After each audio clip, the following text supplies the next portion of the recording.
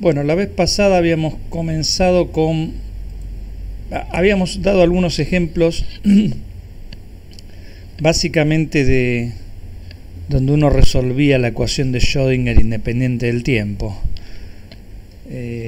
Acuérdense que la ecuación de Schrödinger es una, ¿no? Digamos, no dije nada con esto, pero cuando el potencial que uno utilizaba no dependía explícitamente del tiempo, se llegaba de esa ecuación de Schrödinger general a una ecuación de Schrödinger que estábamos llamando ecuación de Schrödinger independiente del tiempo, y que nosotros la llamamos ESIT, no es que en el libro se llame así, digamos, la estoy llamando yo acá, así.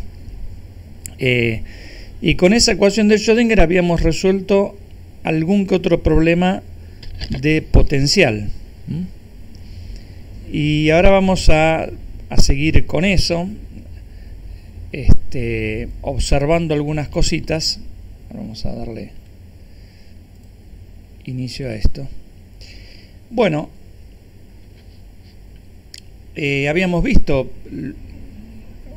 la barrera de potencial, habíamos visto el pozo de potencial también, pozo de potencial infinito, y habíamos hablado del coeficiente de transmisión, que era proporcional a la probabilidad de tunelear, y también en las fórmulas que habíamos visto queda claro que la probabilidad de tunelear también aumenta cuando disminuye la masa de lo que tunelea, o cuando disminuye el ancho de la barrera. Bueno, además de esa barrera que nosotros vimos, simple, una barrera simple, están problemas de barreras múltiples, que nosotros no vamos a hacer esas cuentas, no agregan mucho a lo que ustedes, o a lo que hicimos, digamos. No agrega mucho a eso, siempre lo mismo. Hay que plantear, por ejemplo, si uno tiene esta barrera doble, hay que plantear continuidad de la función de onda de este lado, acá adentro, después entra acá y acá, ¿no? Después entra acá y acá, y después entra acá y la salida. Continuidad de la función de onda y continuidad de su derivada, o sea que las cuentas son enormes, son muchas cuentas. Pero yo puse este dibujo de barrera múltiple por dos motivos. Uno, porque aparece este fenómeno en barrera múltiple, que es que bajo ciertas condiciones, o sea, uno acá, por ejemplo, viene de este lado con una partícula que está representada, bueno, por una onda plana, que como toda onda plana tiene extensión infinita. Pero bajo ciertas condiciones, cuando adentro de la barrera se produce, por ejemplo, o dentro de la barrera cabería una onda de media longitud de onda, la que yo traigo de acá afuera,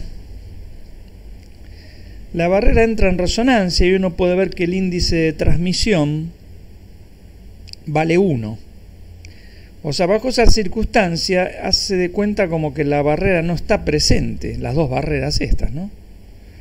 Entonces se dice que la barrera entra en resonancia. O sea, esta barrera múltiple, esta barrera doble, en este caso, es como que no está presente si es que acá adentro se forma una onda cuya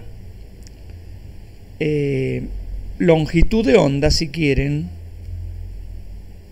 es el doble del ancho de la barrera, ¿no? Porque la onda, lo que está dibujado acá es media longitud de onda, o sea que una longitud de onda equivaldría a 2 veces el ancho de la barrera. Bueno, y en esas condiciones uno tiene un determinado valor de energía, como siempre. Entonces lo que se observa cuando uno resuelve estos problemas, miremos este dibujito aquí,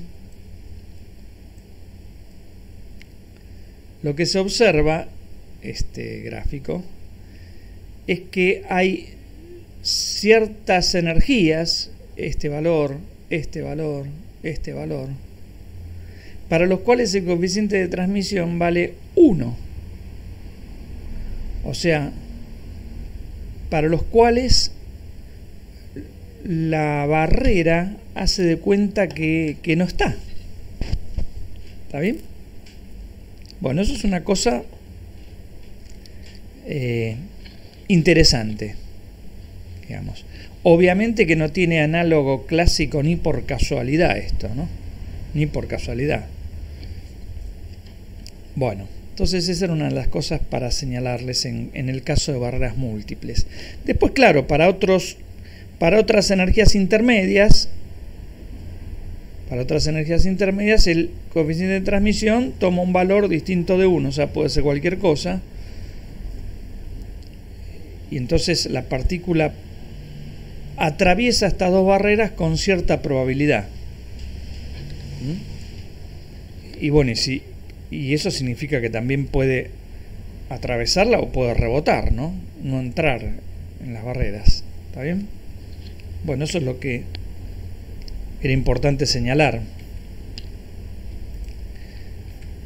Bien, lo que vamos a ver ahora es una animación donde viene un cierto paquete de onda, que es esto que se ve acá dibujado. O sea, esto en color rojo es la función de onda, el psi de x y de t. Y esto que se ve en color violeta representa la densidad de probabilidad, o sea, la función de onda por su conjugada. O sea, por ejemplo, si es lo que se ve acá, si es este paquete acá quieto, quiere decir que la partícula tiene mucha probabilidad de estar acá, ¿no? Recuerden que la partícula viene por el eje X, o sea, el eje X como siempre es este. Tiene mucha probabilidad de estar acá. Y no tiene ninguna probabilidad de estar acá, porque acá, bueno, todo la densidad de probabilidad se anula. ¿Está bien? Bueno, este ejercicio nosotros obviamente no lo hicimos, porque a diferencia del que hicimos nosotros, acá hay una barrera que tiene cierta altura. Bueno, los números son estos.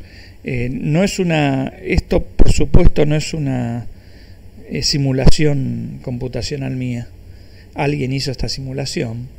Esto es la altura de la barrera. Bueno, y acá hay otras cosas, ¿no? El coeficiente de reflexión y el de transmisión. Que el coeficiente de transmisión es 1 menos el de reflexión, o viceversa, ¿no? El de reflexión es 1 menos el de transmisión. Bueno, acá hay otros datos que a nosotros ahora no nos interesa. Pero ¿qué hace esta persona o las personas que hicieron esto? En principio vienen de este lado. Nosotros venimos siempre generalmente de la izquierda. Vienen de la derecha, pero no vienen con una partícula, con una onda plana. Una onda plana, como la que usamos nosotros para resolver los problemas, ocuparía todo el espacio, el semiespacio, ¿no? Desde acá hasta el infinito. Lo que ellos arman es este paquete de ondas que se ve acá en rojo. ¿Y cómo se hace eso? Bueno, un paquete de ondas se arma sumando un montón de ondas planas, cada una con diferente longitud de onda. O sea, si ustedes hacen eso, después lo vamos a ver. Si ustedes hacen eso, se produce un paquete de ondas. ¿Está bien? ¿Y por qué ellos usan un paquete de onda y no una onda plana? Y para tirarlo contra una barrera y ver qué pasa. Bueno, porque uno podría pensar que un paquete de ondas representa mucho mejor una partícula que una onda plana. ¿Por qué digo esto? Porque por lo menos este paquete de onda tiene una extensión, está localizado, semilocalizado, llega desde acá, por ejemplo, hasta acá. Y una partícula es algo que está localizado. Una partícula es una porción de materia y eso es algo que está localizado. Entonces, por ese lado, esto representa mejor una partícula que cuando uno utiliza, o podría parecer que representa mejor a una partícula, que cuando uno utiliza una onda plana que está en todo el espacio, está completamente deslocalizada, está en todo el espacio. Entonces cuesta más creerse que eso que está en todo el espacio está representando algo que está ubicado en un punto, como es una partícula. Bueno, por eso hicieron este ejercicio computacional con este paquete de ondas. Y lo que vamos a ver acá, bueno, que el paquete creo que llega y rebota en la barrera. Entonces vamos a avanzarlo un poquito. Después hay otras simulaciones. Ahí está el paquete avanzando. Pega en la barrera y rebota. Y acá tenemos el escalón de potencial. Acá tenemos un escalón de potencial, que podría ser una parte de nuestro pozo de potencial, ¿no? Y acá está otra vez la onda viajando hacia el borde de este escalón, que es donde el potencial cambia abruptamente.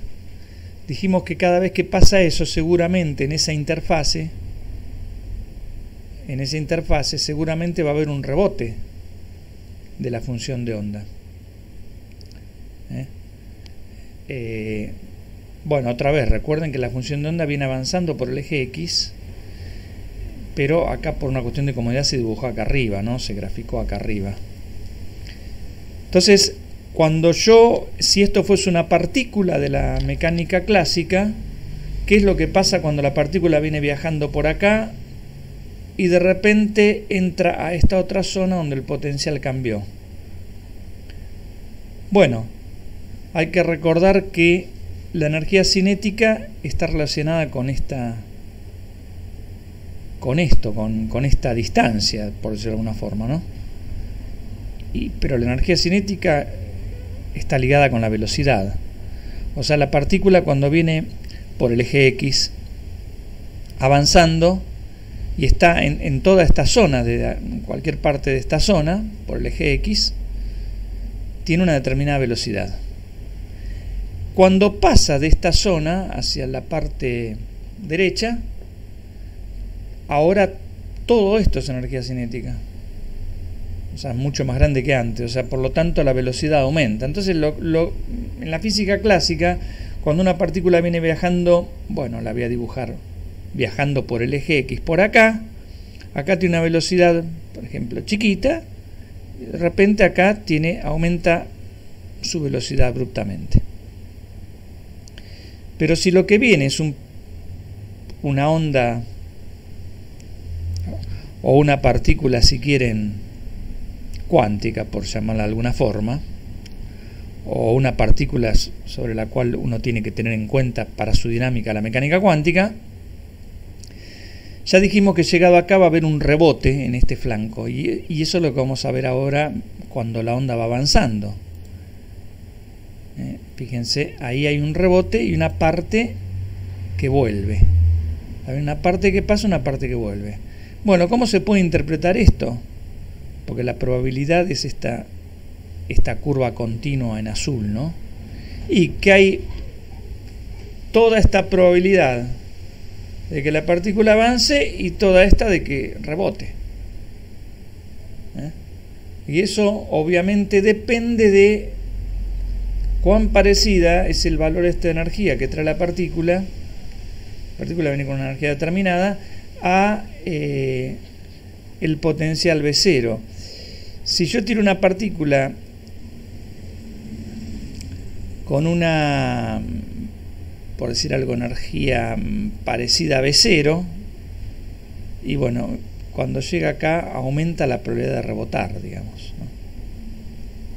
Entonces, bueno, ahí se ve este efecto, ¿no? Y acá está el pozo que nosotros habíamos visto.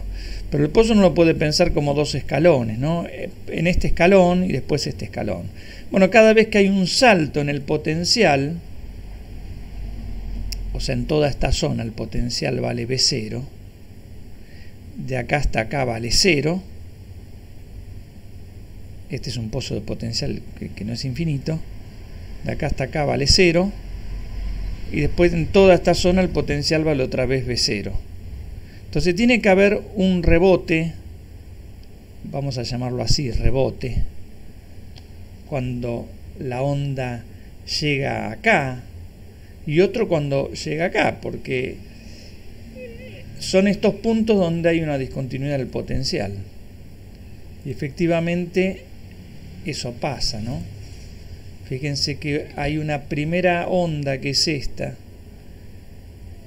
o una onda de probabilidad, de densidad de probabilidad, que es esta continua en azul, que es consecuencia de que la partícula cambió del potencial V0 al potencial 0, o sea, cuando llegó acá al borde, ¿no?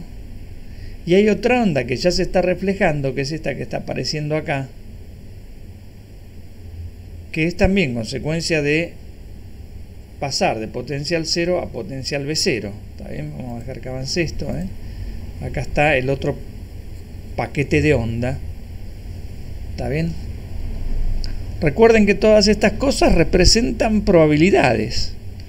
No quiere decir que la partícula llegó acá y se partió y un pedazo salió para allá, y hay un pedazo que salió para allá y otro pedazo que salió para allá. Lo que quiere decir esto, esta primer montaña, es que bueno, llegó acá y hubo una probabilidad de que rebote. Supongamos que no haya rebotado y entró. Bueno, como entró, cuando pasó otra vez de acá a acá, de esta región a esta región, hay otra probabilidad de que rebote. Y si no rebotó, bueno, tenemos esta probabilidad de que pasó. ¿Está bien? Bueno. Disculpe. Sí. ¿Y no hay una probabilidad de que ese segundo rebote, que la partícula se encuentre atrapada en ese pozo de potencial que me parece que es 0? Sí, justamente. Justamente, va a existir eso. Bueno, tal cual. Bueno, pasó. Si vos lo ves detenidamente, yo no pude cambiarle la velocidad. Sí, ahí en el medio algo pasó, pero después creo que está otra vez que se nota más eso. Hay un ida y vuelta ahí en el medio, justamente. Bueno, acá también hay una barrera más chiquita, vengo con más energía que la barrera, y bueno, en física clásica, si uno viene con más energía que la barrera, pasa para el otro lado. Pero esto es cuántica. Entonces acá puede inclusive haber un rebote, que es lo que se nota acá, ¿no? Que hay un rebote, inclusive hay una parte que es esta, fíjense que queda como resonando acá adentro, ¿no? Bueno, y acá tengo otra barrera chiquitita, y esta también la voy a pasar, y también va a haber una probabilidad de rebotarla, de ir para el otro lado. Después voy a subir la barrera, tiene que ser más chiquita la probabilidad de rebotar, ¿no? Entonces el montículo que se va a reflejar para el otro lado va a ser más bajito.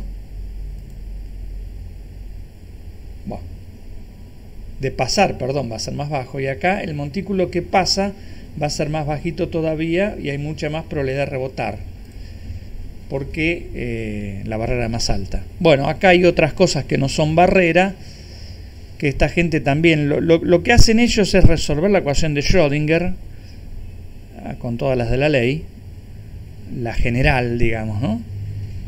Y bueno, y eso lo simulan con la computadora. Entonces, bueno, acá se nota atravesar esta forma barrera. Y acá está lo de que hay dos barrera múltiple, inclusive fíjense cómo queda oscilando ahí, bueno, ahí se fue, quedaba oscilando ahí en el medio una onda, ¿no? Una especie de resonancia. Bueno, acá está lo que usaron, qué sé yo. Bien, era para mostrar un poco eso. Y ahora vamos a ver o a hablar un poco de algunos fenómenos donde se manifiesta el efecto túnel, ¿no? Digamos, fenómenos reales de la vida real, donde se supone que se manifiesta el efecto túnel. ¿Por qué digo fenómenos de la vida real? Bueno, uno puede ahora hacer una barrera de potencial, qué sé yo, y analizar eso, ¿no? Pero también hay, por ejemplo, si uno piensa en un átomo, en el núcleo de un átomo, existen ciertos materiales para los cuales el material se comporta en forma radioactiva, o sea, emite partículas desde el interior de su núcleo atómico. Esto ya fue descubierto hace muchos años, en la época de Rutherford. Por ejemplo, el uranio 238 emite partículas alfa, ¿no? Que son núcleos de helio, o sea, son partículas formadas por 2 protones y 2 neutrones. Con una energía, bueno, acá los valores numéricos acá no importan, con esta energía cinética, 4,2 megaelectronvolt. Pero claro, a ver, imagínense, ¿no? El núcleo atómico, pensado desde el punto de vista de la física clásica, digo, un material que no es el uranio 238, cualquier material de los que ustedes conocen en la vida cotidiana, el hierro, el cobre, no sé, el cemento, qué sé yo, por decir algo, ¿no? Materiales, elementos, bueno, hablemos de elementos, también podemos hablar de materiales compuestos, pero generalmente los núcleos de los elementos comunes, No sé. No sé si está grabando tampoco. ¿Perdón? Capaz se le mutió solo, si no, y está hablando yo solo. los estoy escuchando, no sé, ¿ustedes me escuchan? ¿Se cortó, chicos? Parece. Se cortó la... Me parece que sigue grabando. A mí me parece que sigue grabando arriba. Sí, sigue grabando.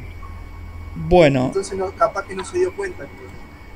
Yo los estoy escuchando a ustedes, no sé si ustedes me escuchan a mí. Mensaje en el grupo. Yo los sigo escuchando, a ver. Vamos a... ¿Me escuchan ahí? ¿Me escuchan? Hola, hola. Bueno, hay un problema con el micrófono.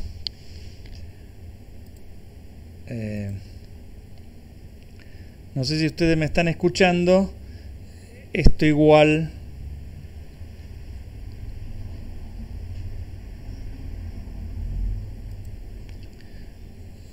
Igual se está grabando, o sea que supuestamente ustedes lo van a recibir esto. No sé si me escuchan ahora.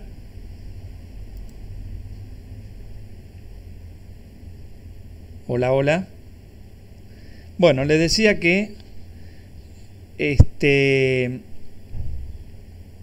voy a escribir acá.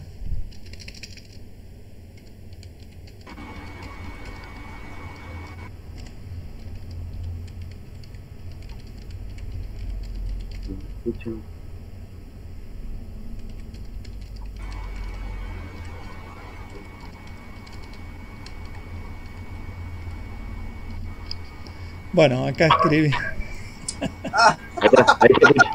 Ahí se escucha. Ahora sí se escucha. ¿Me escuchan ahora? Sí. Ah, bueno, perfecto. Entonces vamos a borrar esto.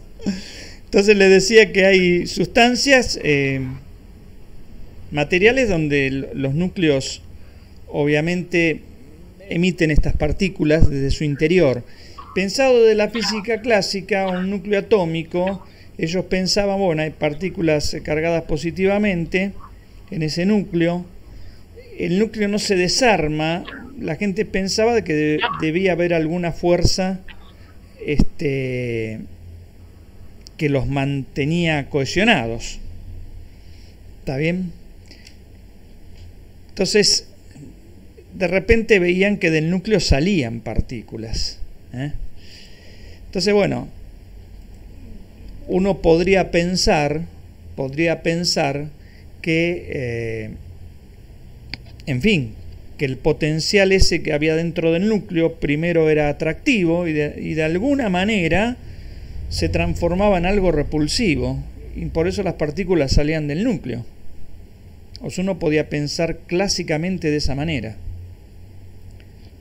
Bueno, Rutherford fue uno de los que descubrió cómo era el potencial nuclear, o sea, mejor dicho, el potencial de interacción entre el núcleo atómico y una partícula alfa que está viniendo desde acá. Cuando uno manda una partícula alfa desde afuera, con esta energía, bueno, pensemos clásicamente. Si yo lo mando con esta energía, obviamente no voy a entrar al núcleo. El núcleo vive en este espacio entre 0 y R0. Tiene un tamaño que de este orden. O sea que el núcleo va de 0 a R0. Ahí está todo el material nuclear. Y cuando yo mando una partícula alfa, acá tengo una barrera que si la mando con menos energía que esa barrera, bueno, no va a poder entrar. Sin embargo, las partículas entraban, tuneleaban y también salían. ¿Está bien? Entonces la radiactividad se explicó, o después de la mecánica cuántica, la radiactividad se explicó a través de un posible tuneleo. Voy a poner esto, ¿me siguen escuchando, no? ¿Se me escucha? Sí, profe. Sí, bueno, sí, perfecto. Voy a poner esto otra vez en pantalla grande. Decía que la radiactividad, entonces, la emisión de estas partículas se explicaba, bueno, porque uno suponía un potencial como este, tipo pozo, como el que vimos nosotros, pero lo que estaba acá adentro, que era lo que después se escapaba del núcleo, protones, esas partículas alfa, 2 protones más 2 neutrones, no tendrían un comportamiento clásico, sino que tendrían un comportamiento cuántico, porque ya vimos que en cuántica existe lo que se llama tuneleo de la barrera. Los muchachos estos, Huygens y Marsden, dirigidos por Rutherford, hicieron estos experimentos con el cual pudieron determinar bien esto. Fíjense, entre los años 1908 y 1924. O sea, hubieron 15 años de trabajo en esto, digamos. ¿Está bien? Entonces, ¿cómo explicaron esa emisión? Bueno, fue Gamow con estos dos colaboradores, Condon y Garney, el que postularon que las partículas estaban tuneleando. Y lo que ellos hicieron es pensar a voy a volver atrás, es pensar a este potencial que tiene esta forma como formado por múltiples barreras. Por ejemplo, una barrera sería esta. A continuación de esta barrera uno podría pensar en esta otra barrera. A continuación podría pensar que en esta otra barrera. O sea, es descomponer a esta subida así en rectángulos. Descomponer a esta subida en rectángulos. Como yo intenté dibujar acá, estos rectangulitos, ¿no? No se ve muy bien esto. Entonces, si uno en vez de poner una subida así, pone rectángulos, lleva el problema a un problema de resolver múltiples barreras. Y bueno, hubo gente que se tomó ese trabajo, que fueron justamente Gamow y estas dos personas que resolvieron problemas de barrera múltiple, con las mismas pautas con las que trabajamos nosotros. Nada más que las cuentas obviamente quedan más engorrosas. Bueno, si se hace eso, se llega a un coeficiente de transmisión que es proporcional a este término, donde claramente aparece la carga de las partículas alfa, que lo que se observaba era eso, que dependían de eso, de las partículas que salían del núcleo, y también que dependen de alguna manera de el radio del núcleo. O sea, voy atrás de esta distancia. Bueno, entonces, si uno hace bien la cuenta y todo, la probabilidad le queda proporcional al coeficiente de transmisión y a este número, que fíjense que esto, ves la velocidad de las partículas, eso está de acuerdo con su energía cinética, y esto es el diámetro del núcleo. Entonces, si yo hago la velocidad sobre el diámetro, es el tiempo que tardaría la partícula esa cuántica en ir y volver rebotando entre las paredes del núcleo, ¿no? Entonces, si la partícula va y viene muchas veces, tiene más probabilidad de tunelear, porque tunelea cuando llega a la pared. Pero si la partícula llega muchas veces por segundo a la pared, quiere decir que su probabilidad de tuneleo aumenta. O sea, la probabilidad de tuneleo está dado por este coeficiente t que sacaron ellos multiplicado por este número. Bueno, no hace falta que se pongan a hacer eso porque son cuentas bastante difíciles y son lo que a estas personas les valió el premio, ¿no? Digamos.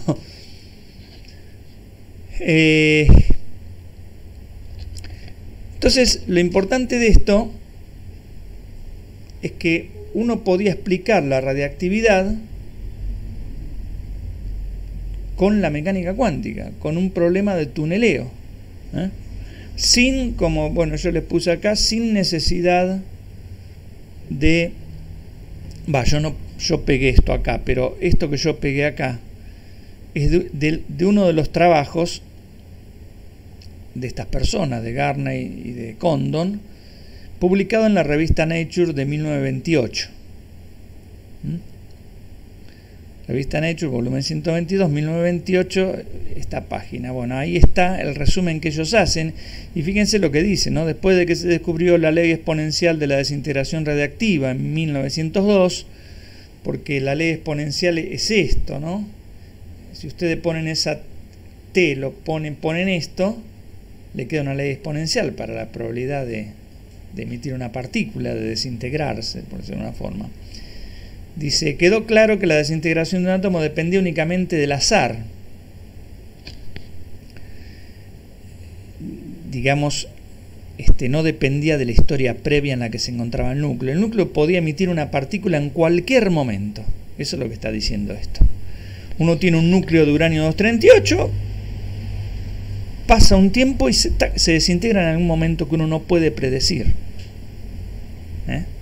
Pero sí puede predecir el ritmo de desintegración. Por ejemplo, se van a desintegrar, por ejemplo, 5.000 átomos por segundo, por decir algo. ¿Está bien? Entonces, y sigue diciendo, dado que una partícula nuclear debe ser retenida en el núcleo por un campo atractivo, debemos, para explicar su expulsión, disponer un cambio espontáneo de un campo atractivo a un campo repulsivo, que yo le contaba recién. O sea, la radiactividad se podía haber explicado suponiendo, porque no se sabía, no se conocía la fuerza nuclear en ese momento, imagínense, ¿no? Eso vino mucho después. Entonces se podía suponer que había alguna fuerza dentro del núcleo que cambiaba, pasaba de atractiva a repulsiva. Eso es una cosa bastante forzada pensar así. O, como bien dice acá, la desintegración, bueno, podría ser una consecuencia natural de las leyes de la mecánica cuántica, sin ninguna hipótesis especial. Esto que está acá escrito, vuelvo a repetir, es lo que escriben estas tres personas. En este trabajo está como ellos lo pensaron el problema. Bueno. Y también está en este trabajo que se llama Sobre la teoría cuántica de los núcleos atómicos, que está en la, bueno, esto significa Revista de Física de 1928, y debido a Gamow. Bueno, y este es el resumen, ¿no? Que acá lo dice, se intenta investigar los procesos de radiación alfa sobre la base de la mecánica ondulatoria, es decir, lo que ahora estamos llamando mecánica cuántica, y obtener teóricamente la relación establecida experimentalmente entre la constante de desintegración y la energía de las partículas alfa. Todas estas cosas, acá está, dependen de, que me olvidé decirlo, de la energía de la partícula alfa, que es esa E que está ahí, ¿está bien? Bueno, entonces ellos, fíjense, en el 26 había, vamos a decir, descubierto la mecánica cuántica. En el 28 Gamow explica la desintegración utilizando la mecánica cuántica. Entonces esto es un ejemplo bien concreto de un sistema real, de la vida real, donde aparece el concepto de barrera de potencial. No es algo artificial que uno hace como ejercicio de la materia, ¿no? Acá aparece concretamente eso. Bueno, no solamente acá aparece también en un dispositivo que es el microscopio de efecto túnel, inventado en 1981 por estas dos personas, Binning y Rohrer, no sé cómo se pronunciará, y que eso les valió el premio Nobel en el 86. ¿Qué hace este dispositivo? Bueno, el dispositivo consiste, como se ve acá, o se intentó poner acá este gráfico, obviamente no es mío, yo estos gráficos ya hechos los saco de internet. Este dispositivo consta de una punta, que es esto que se ve acá, una punta muy particular, porque esa punta está, vamos a decirlo así, extremadamente afilada. Está afilada a la perfección porque termina en un átomo o en un par de átomos. Debajo de la punta está esto que acá se dibujó onduleado. Esto es la muestra que se quiere analizar. O sea, yo pongo acá una muestra y quiero ver cómo están distribuidos los átomos en esa muestra. O sea, yo con este microscopio puedo ver la posición de los átomos. Eso es lo que estoy diciendo. ¿Cómo trabaja esto? Ahora vamos a ver una animación de esto también, pero ¿cómo labura esto? La punta, primero lo que se coloca para observar tiene que estar perfectamente pulido, o sea, uno no puede colocar cualquier cosa ahí abajo. Es una materia que está perfectamente pulido. La punta vuela sobre, vamos a decir así, vuela sobre ese material a una distancia, la distancia esta entre la punta y el material, que son de apenas unos nanómetros. O sea, si uno mira, vería que la punta está tocando el material, pero en realidad no está tocando el material. Y después lo que yo hago con la punta para analizar la superficie esta, recorrerla tanto en la dirección X como en la dirección Y, es torcer a toda esta punta, torcerla como se muestra acá o para allá, o para atrás o para adelante, y así voy barriendo. Es decir, que ¿cuánto se tuerce esto? Y se tuerce nada. Se tuerce unas distancias atómicas, es decir, no se ve que se tuerce si uno lo mira esto. Si uno mira esto, no veo que se tuerce, para nada, en absoluto. Se mueven unos pocos átomos de distancia, tanto en X como en Y, y así va barriendo la superficie. ¿Cómo se logra eso? Porque, bueno, por eso el premio Nobel a esta gente, ¿no? ¿Cómo se logra eso? No lo puedo lograr mecánicamente. Yo no puedo mover una punta en forma mecánica corriéndolo un par de átomos. Cada vez, si la quiero correr, la corro cientos de millones de átomos, obviamente. No puedo correrla una distancia de 10 átomos, por ejemplo, para decir algo.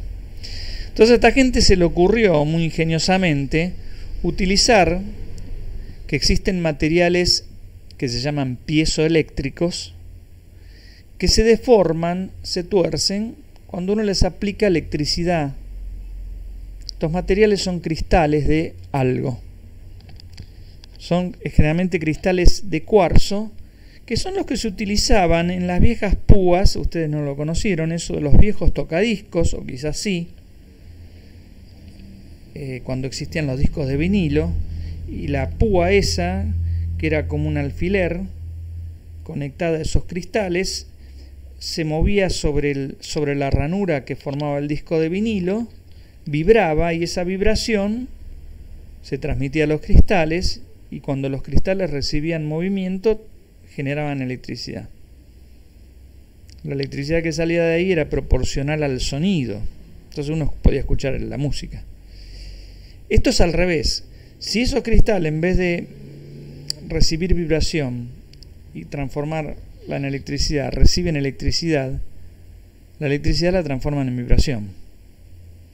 Entonces, de esa forma yo puedo torcer esto de manera tal de que la punta se mueva unos pocos átomos.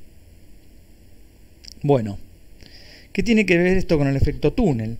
La punta está separada de la pieza metálica. Cada una de estas bolitas representa los iones por ejemplo, en esta pieza que está acá abajo. Supongamos que esto es un metal. Los iones tienen una parte positiva y después están rodeados por electrones. Los electrones están pegados a los iones.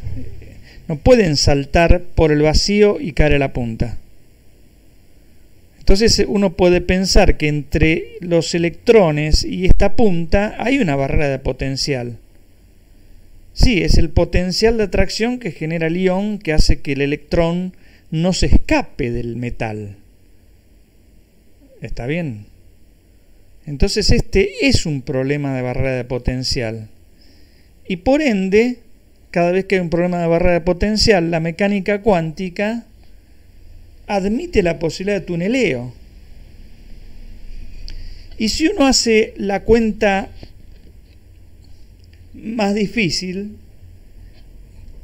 esas cuentas se hacen, lo que pasa es que se hacen físicas más avanzadas, de muchas partículas, uno puede demostrar que la probabilidad de tuneleo es proporcional a, digamos, la densidad electrónica que hay acá. Llamémosla densidad electrónica. Entonces, cuando la punta se corre y queda cerca de un átomo, hay mucha probabilidad de tuneleo. Entonces, algún electrón tunelea. Y esa corriente eléctrica, debido al tuneleo del electrón, es amplificada y va a un control, a un aparato que después lo manda a la computadora y me dice, mira, cuando la punta pasó por acá, tuneleó.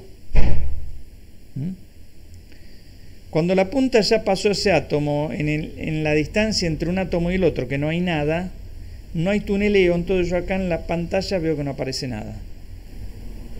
Cuando me acerco al otro átomo, otra vez aumenta la probabilidad de tuneleo.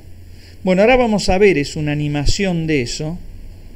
Vamos a ver una animación, tengo que salir de esto.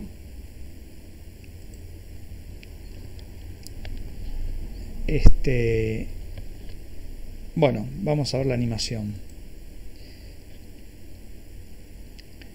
Acá está, digamos, supongamos que esta sea la muestra que emite electrones y esta sea la barrera de potencial. Entonces yo achico la barrera y cada vez va aumentando la probabilidad de tuneleo hasta que la probabilidad de tuneleo aumenta tanto que los electrones pasan a veces, de acuerdo al tamaño de la barrera, con cierta probabilidad. Está bien que es lo que se ve acá. Bueno, bien. Ahora viene la segunda parte. Supongamos que acá yo tengo, esto representa los átomos de la muestra que yo quiero mirar. Y va a haber una punta que va a recorrerlos por acá arriba, o sea, la punta se va a mover unos pocos átomos en X o en Y, qué sé yo, unos pocos en X, ¿está bien? Entonces ahora se mueve la punta por encima de esos átomos, ahí está la punta, se mueve, y ahí tuneleó, pasó el electrón a la punta. La computadora lo registró. Cuando pasa al otro, tunelea. Pero en el camino entre este y este no tunelea un pito porque estos están, digamos así, pensémoslo así, separados. Entonces va tuneleando cada vez que pasa por arriba de un átomo. Tal cual lo muestra ahí.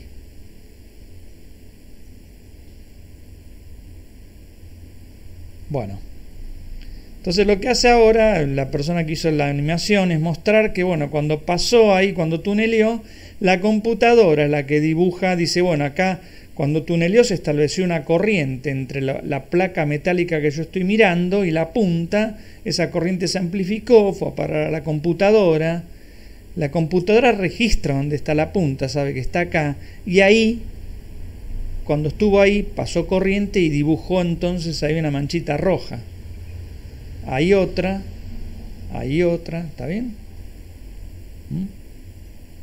Y así es como yo voy, entre comillas, ¿no? Entre comillas, voy, bueno, viendo los átomos, ¿está bien? Viendo los átomos, pero en realidad no los veo.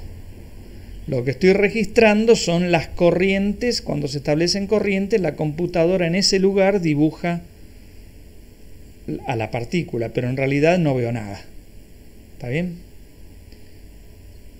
Bueno, acá está esto que cuenta simplemente que muestra cómo cambia el coeficiente de transmisión con el ancho de la barrera, ¿no? Si la barrera es muy ancha, el coeficiente de transmisión cae rápidamente a 0. Entonces, por eso la punta se tiene que acercar bastante a la muestra, entonces si la distancia es chiquitita, la probabilidad de tunelear es grande. Bueno, y así funciona estos microscopios que tienen, bueno, como acá lo dicen, pueden distinguir, tiene una resolución lateral de 1/10 de nanómetro. Imagínense, un nanómetro son 10 a la menos 9 metros, ¿no? O sea, es la milésima parte de una micra. ¿Está bien? Donde la micra es la millonésima parte del metro. Entonces, fíjense lo que es la resolución espacial esta, ¿no? Y bueno, tiene todavía más resolución en profundidad. Y como dice acá, las corrientes caen típicamente un orden de magnitud cada Armstrong, por lo que les conté recién, vuelvo a la hojita anterior.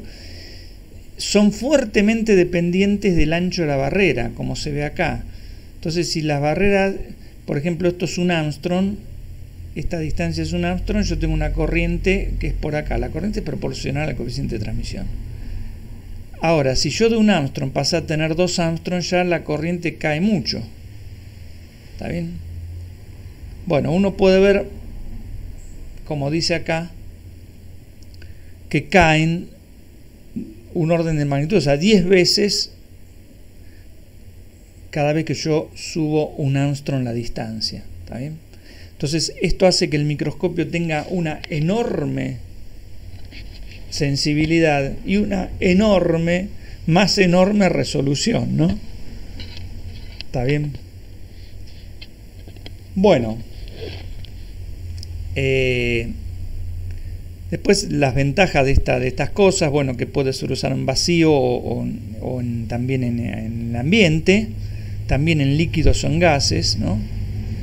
Y no solamente permite ver los átomos, sino que permite manipularlos. Claro, la punta hace fuerza sobre también los átomos, porque esta cuestión del tuneleo genera una fuerza entre punta y lo que está ahí adentro. ¿Está bien? Entonces eso permite agarrar los átomos y moverlos. Permite moverlos. Y bueno, la complejidad es la que les comentaba, que la superficie tiene que estar extremadamente lisa y además limpia, ¿no? Que las puntas tienen que ser muy precisas, terminan en un átomo. Y bueno, y todo eso no puede vibrar, porque si vibra ya la punta se mueve sola, de por sí solo va a generar un ruido. Si la punta vibra, no va a moverse un átomo, se va a mover millones de átomos. O sea, todo lo que uno se esforzó para moverla 1, 2 o 3 átomos no va a tener sentido. Si todo eso está en un ambiente que vibra, ¿no? Bueno, y les comentaba que uno no solamente puede ver átomos, sino que los puede mover, como se ve acá, en esta hoja, donde acá se depositaron estas sustancias, estas locianinas de cobre, depositadas en una superficie de plata. Bueno, esta es como está cristalizada la plata, no importa. Entonces este cobre se depositó sobre la superficie de plata y se dopó también con litio, átomo por átomo. O sea, los átomos de litio en realidad creo que son los que fueron llevados por la punta del microscopio y depositados sobre estos otros átomos. o moléculas. ¿Está bien? Entonces, bueno, creo que acá ya terminamos esta primera parte. Entonces, fíjense todas las aplicaciones modernas, ultramodernas, porque esto es ultramoderno, es de ahora, digamos, todas las aplicaciones modernas del efecto túnel y también todo lo que el efecto túnel permitió explicar. Una de esas cosas era la radiactividad, ¿no? Bueno, después vamos a seguir, creo que ya un poco más... acá terminamos con estas cosas. Vamos a ahora, cuando arranquemos de vuelta, vamos a empezar con el oscilador armónico pero cuántico, y vamos a ver qué diferencias tiene con el oscilador armónico clásico, ¿no?